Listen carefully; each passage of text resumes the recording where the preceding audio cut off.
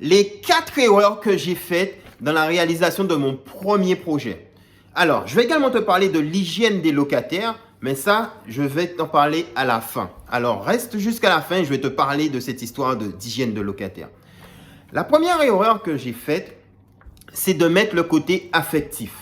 Alors, quand tu mets l'affectif dans un projet, tu vas perdre de vue tout le côté pragmatique. Et j'estime que quand on fait un projet locatif, c'est d'abord un produit financier que l'on achète. On cherche de la rentabilité. On cherche à ce que ce projet nous rapporte de l'argent tous les mois dans notre poche. Par moment, peut-être que tu vas apprécier la façade parce que ça ressemble à un immeuble haussmannien. Waouh, j'aime bien telle chose, j'aime bien les poutres apparentes. Oui, c'est bien d'aimer et d'apprécier certaines choses, mais il ne faut pas perdre de vue le côté pragmatique. Ce sont des chiffres que l'on veut. Est-ce que ce produit-là, est-ce que cette acquisition va entrer dans mon budget, dans le budget défini? Est-ce que ce projet-là me permet d'avoir les loyers que j'aimerais avoir en face pour obtenir la rentabilité qu'il faut? Il faut vraiment se détacher et retirer l'aspect émotionnel. C'est vrai que c'est ton premier projet parce que tu es sur le terrain, tu t'apprêtes à faire une première réalisation, tu vas te laisser emballer par tes émotions. Mais je t'invite vraiment à être le plus pragmatique possible sur le coût d'acquisition, sur le fait que il y a un budget à tenir pour obtenir cette rentabilité.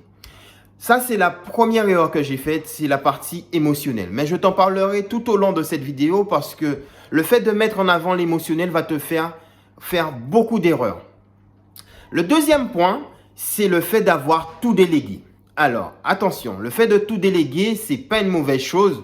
Je ne suis pas en train de te dire qu'il va falloir aller planter tous les clous ou monter toutes les cloisons dans ton projet. Ce n'est pas ce que je suis en train de te dire. Mais dis-toi bien que quand tu as un projet à réaliser, tu as un budget à tenir. C'est-à-dire que tu as obtenu un financement, tu vas obtenir un financement et il faut que ton projet tienne dans ce budget-là. Et c'est pour cela que dans la délégation, tu vas devoir faire attention aux différents postes de dépenses. D'accord? Parce que quand tu vas solliciter des artisans, je vais te raconter un peu une anecdote puisque j'habite en région parisienne, en Île-de-France, et j'investis en zone rurale. Du coup, en tant que Parisien, entre guillemets, tu es vu un peu quand tu vas dans ces régions comme celui qui a de l'argent, alors que c'est avec l'argent de la banque que tu réalises ton projet. Et vu que tu es vu comme celui qui a de l'argent, les gens, ils vont chercher à gonfler le prix. Alors, il y aura un prix, on va dire, pour les locaux et un prix pour les gens extérieurs. Alors, tu dois vraiment être vigilant sur ce que tu vas faire dans ton projet, sur les postes de dépenses et sur le choix des matériaux. Parce que dis-toi bien que souvent, lorsque tu délègues et lorsque aussi tu mets en avant le côté affectif que j'évoquais tout à l'heure, tu vas choisir des matériaux où tu vas commencer à entrer dans des travaux sur l'aspect émotionnel. Il ne faut pas oublier que c'est un produit financier et que tu dois choisir des matériaux avec un bon rapport qualité-prix. Tu dois faire des travaux qui vont augmenter la valeur perçue de ton bien. Et le fait de déléguer, dans tous les cas, tu as besoin de partenaires. Et malheureusement, l'erreur que j'ai faite, c'est par moment de penser que c'était un peu ma résidence principale, que j'allais y dormir tous les soirs. Et c'est de penser aussi que l'artisan a les mêmes intérêts que moi. Non, lui, il veut simplement un nouveau chantier pour faire travailler son équipe et générer de l'argent. Et en pensant que il avait les mêmes intérêts que moi, par moment, je fermais les yeux sur certaines choses. Enfin, fermer les yeux, c'est-à-dire je vérifiais pas en pensant que les choses allaient être faites naturellement. Et quand je déléguais, j'avais tendance à regarder uniquement le prix en bas à droite du devis. C'est-à-dire que oui, j'ai la possibilité de payer. Maintenant, je ne regarde pas le contenu. Mais il est vraiment important de regarder le contenu, de regarder ce qu'il a prévu de faire dans ton projet et de t'assurer que c'est bien ce qui a été fait. Parce que pour ma part, je me souviens que lorsque j'ai eu la restitution de chantier, j'étais content, les appartements étaient magnifiques, c'était beau. Et au fur et à mesure que j'étais en exploitation, je me suis rendu compte des choses qui n'allaient pas. Et pour l'exemple, plusieurs années après, j'ai repris les devis Et j'avais vu que j'avais eu sur le devis une facturation des portes de 1500 € par porte d'appartement, les portes d'entrée. Et je vous assure que cet artisan-là, il m'a mis des portes à 50, 60 €, les portes de chambre, là, des petites portes toutes fines. Mais moi, j'avais rien vu parce que j'ai été tellement ébloui par le chantier, parce que j'avais mis des beaux matériaux, j'avais mis de belles couleurs et je me suis fait avoir. Et c'est uniquement quand je suis entré en exploitation, je me suis aperçu que c'était clairement pas ce qui était sous le devis qu'il m'avait mis. Maintenant, entre-temps, j'ai réalisé d'autres projets avec certains artisans qui avaient réalisé le premier projet. Et j'avais mis de côté un autre artisan. En fait, c'est pas que je l'avais mis de côté, il avait fait faillite. Et j'ai su que les artisans entre eux, ils avaient vu les défauts. Mais la solidarité entre artisans fait que personne n'a parlé. Et c'est plus tard, lorsqu'on était sur un autre chantier pour un autre immeuble, que les langues se sont déliées, que j'ai su, oui, qu'ils avaient vu. Et moi, j'étais un peu dégoûté. Et c'est pour ça que moi, je t'invite que quand tu délègues, de ne pas t'appuyer à 100% sur l'artisan, mais de prendre le temps de vérifier, de t'assurer que ce qui est mentionné, c'est ce qu'il te met. Quelquefois, il peut y avoir des problèmes de fournisseurs. Il n'a peut-être pas pu avoir ça, mais de t'assurer que les choses soient OK. Et ça a vraiment été mon erreur. J'ai vraiment laissé beaucoup d'argent sous la table dans la réalisation de mon premier chantier. Et moi, je t'invite vraiment à ne pas regarder uniquement le prix d'un devis en bas à droite parce que tu as le pouvoir financier de payer, mais vraiment de t'assurer du contenu pour être sûr que ce que tu auras sur ton chantier, c'est bien ce que tu as signé. Ça, pour moi, c'est le deuxième point, la délégation, et de ne pas forcément fermer les yeux et te laisser bercer par les personnes qui conduisent ton chantier. Vérifie. Parce que je dis souvent, la confiance n'exclut pas le contrôle. Maintenant, le troisième point, la troisième erreur, c'est les compteurs électriques. Pour moi, c'est un point important. Aujourd'hui, clairement, les personnes que j'accompagne, je leur demande de s'assurer qu'il y ait des compteurs électriques pour chaque appartement.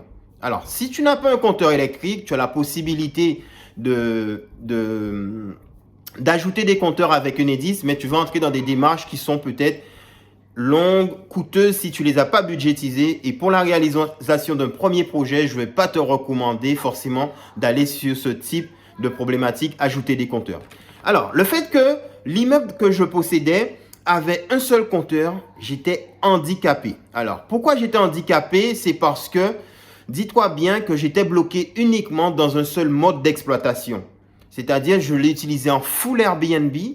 Tant que tu fais du Airbnb, il n'y a pas de problème. Le but, c'est que les locataires, les voyageurs entrent dans tes logements. Mais une fois que peut-être tu as marre du Airbnb parce que tu te rends compte de l'envers du décor, que tu souhaites passer sur un autre mode d'exploitation, mais tu es coincé. Dis-toi bien que le fait que ton locataire ne puisse pas souscrire lui-même à son fournisseur d'énergie, c'est problématique. Ce qui veut dire que tu dois lui faire un loyer en intégrant le coût de l'électricité, ou peut-être tu dois aller contrôler la consommation de chacun, qu'il paye le prix qu'il a consommé. Du coup, c'est fastidieux. Et ça, pour moi, ça a été vraiment handicapant parce que je ne pouvais pas moduler la stratégie. Alors ça, c'est le troisième point. Vraiment, de t'assurer que quand tu vas visiter un immeuble, que tu aies bien un compteur par appartement et un compteur pour les parties communes. Ensuite, le quatrième point, c'est que je suis parti dans des logements qualitatifs. Tout à l'heure, je t'ai dit que j'ai réalisé des projets, j'ai agencé les appartements un peu comme si c'était ma résidence principale. Et ça, clairement, ça m'a fait défaut.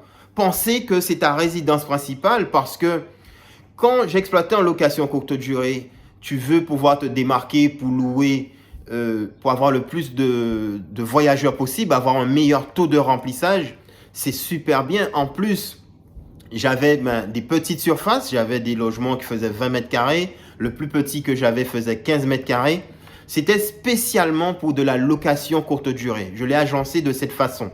Du coup, quand j'ai voulu changer le mode d'exploitation, mais je me suis rendu compte que je n'avais pas meublé mes logements pour changer le mode d'exploitation. Et c'est là que je t'invite vraiment à prendre le temps que quand tu réalises un projet, de t'assurer que tu as un projet qui te permette de basculer d'un mode à l'autre. C'est très important. Parce que quand j'ai voulu louer ces logements-là, ils étaient tellement qualitatifs et je savais que l'hygiène des locataires n'est pas forcément au rendez-vous Et j'avais peur de louer mes logements en location normale parce que j'avais mis mes émotions, j'avais mis tout mon côté affectif dans ce projet-là et j'avais peur qu'on me l'abîme. Et c'est là que c'est pas bon, c'est parce que c'est un produit financier. Alors c'est vrai, tu as pris du temps, de l'énergie, de l'argent pour réaliser ce projet, mais il faut vraiment pouvoir te détacher de ton projet et te dire, ok, ça fait partie du jeu, mais moi clairement, j'avais peur de louer parce que les gens, pour moi, ils vont défoncer mes logements. Et ça a été vraiment un point négatif, ça m'a vraiment plombé. Et tu verras que quand tu as des petites surfaces, tu n'as pas forcément de zone de repli. Tu vas pouvoir louer pour quelqu'un de célibataire et encore un 15 mètres carrés, c'est très petit. Tu n'as pas de zone de repli parce que si tu veux louer et changer de mode d'exploitation, tu te rends compte que les logements sont devenus trop petits. Enfin, c'est pas qu'ils sont devenus, ils sont petits et que, étant donné que c'est en zone rurale, ils ne sont pas habitués à des logements de cette superficie. Parce que nous qui habitons dans les grandes villes où le prix de l'immobilier est effarant, on est habitué aux petites surfaces. Moi, je sais, quand j'étais étudiant, j'habitais dans un 17 mètres carrés. J'ai pas de problème avec ça. Mais tu verras que quand les gens sont dans des zones rurales, des 17 mètres carrés, c'est quasiment inexistant. C'est quasiment inexistant. Alors moi, je t'invite vraiment à prendre le temps pour proposer des logements standards. Moi, je pars du principe qu'il faut respecter ses locataires, mais de ne pas partir dans des choses sublimes pour ne pas te trouver pris dans cet engrenage où tu veux louer, mais en même temps, tu as peur qu'on puisse louer tes logements. Et ça a vraiment été les erreurs que j'ai faites dans mon premier projet. Et aujourd'hui, clairement, je peux te dire que les petites surfaces de 15 mètres carrés, ce ne sont pas des choses qui m'attirent. Je ne pars plus sous ce genre de surface, mais vraiment d'avoir des surfaces qui correspondent aux habitants de la région, aux habitants de la ville, parce qu'ils ont peut-être l'habitude d'avoir des grandes surfaces, un studio à 35 mètres carrés. Nous, en région parisienne, 35 mètres carrés, on t'en fait un T2. Mais bref, je pense que tu as compris l'idée, mais que tu ne puisses pas faire ces erreurs parce que ce sont des erreurs qui m'ont coûté cher. Et en plus, j'ai laissé beaucoup d'argent sous la table. Alors moi, je t'invite vraiment à être vigilant. Et si tu veux aller plus loin, tu n'hésites pas en description. Je t'ai mis les 10 petites choses que tu dois savoir quand tu veux investir dans l'immobilier sans être propriétaire de ta résidence principale. Tu les trouveras en lien de description et je te dis à la prochaine dans une prochaine vidéo.